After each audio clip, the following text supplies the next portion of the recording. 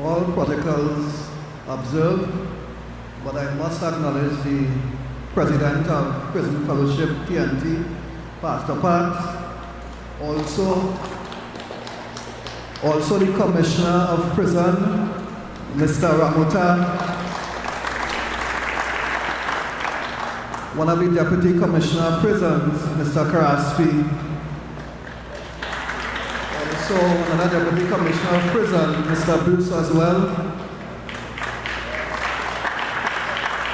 I'd also like to acknowledge all apostles, pastors, everybody that contributed towards Prison Fellowship, and all invited guests. And not forgetting the President of COPCAM, Reverend Stacey Ann Beckles. This evening is a real honor to be here.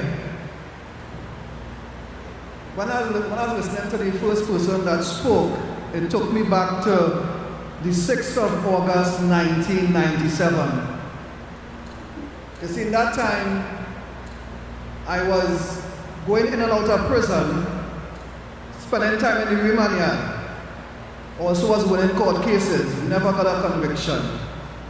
And then in August the 6th, 1997, I was convicted of 3 counts of robbery with aggravation and sentenced to 5 years incarceration. Now the young man that the gentleman spoke about, who spoke first, when I went into prison, I met him on my way in. He was the pastor of the prison church in prison. And he took me under his wing and started to minister the gospel. And he was on his way out, probably had about a few months in prison again. And he ordained me as an elder before he left prison, of the prison church that was led by prisoners. And from there, I started to minister the gospel of Jesus Christ behind the prison walls. It's there I also met Mr. Wayne Chance, now deceased, and we worked together to start what is called Vision on Mission today. I am the co-founder of Vision on Mission that was started within the nation's prison.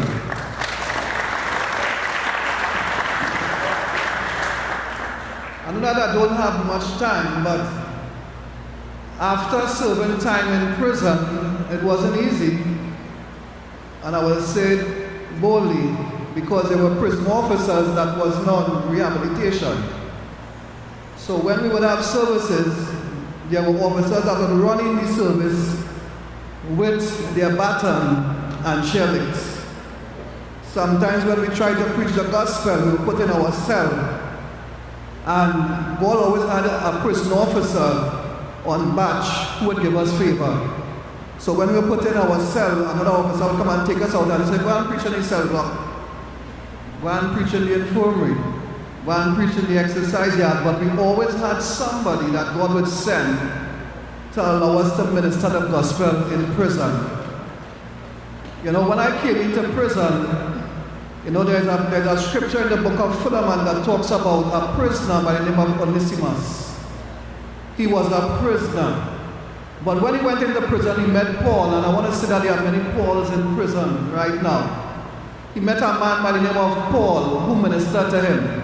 And the Bible says that when he came into prison, he was unprofitable. But by the time he left prison, he became profitable. So when I went into prison, I was unprofitable. I remember one magistrate saying to me that you're not going to get bail because you're a menace to society and the streets will be safer with you inside. But by the time I left prison, because of the work of Jesus Christ on my life, because I went in as a prisoner of the state, but I became a prisoner of Jesus Christ whilst incarcerated.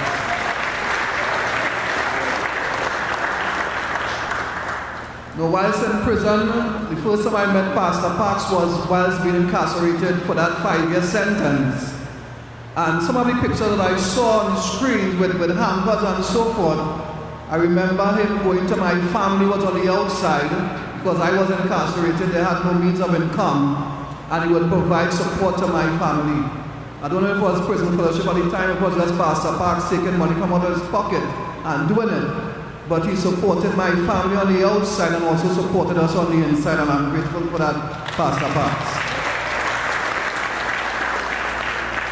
I know that my time is short, so I just like to say on leaving prison, God miraculously caused me to become the first prisoner that worked in the Ministry of National Security, or the first ex-con that worked in the Ministry of National Security, sanctioned by the then Minister of National Security, who was Martin Joseph at the time.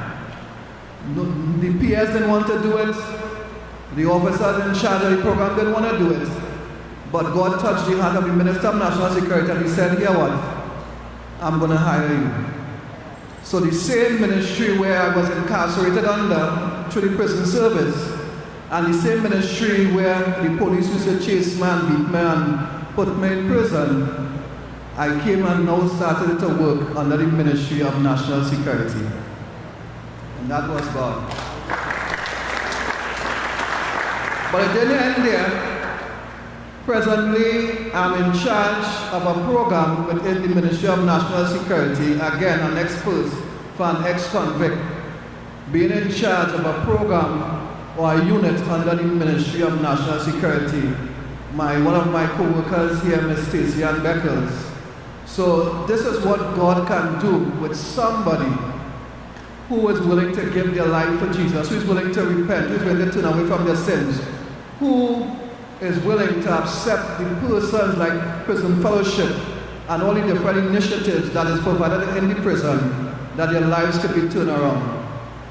Right? So there is so much to say, but I just want to thank God for putting me in contact with the people who I met incarcerated, because I have come back out still being unprofitable. But today I would say that I am now profitable to the society of Trinidad and Tobago. So, in closing, as I said, Trinidad and Tobago, also remember that through the same Ministry of National Security, I was able to travel to a lot of countries outside of Trinidad. I'm so thankful for that. You know, Mexico, America, Jamaica, all through the Caribbean, and I'm also the Trinidad and Tobago representative for the Caribbean Basin Security Initiative. So God bless you all, and thank you so much.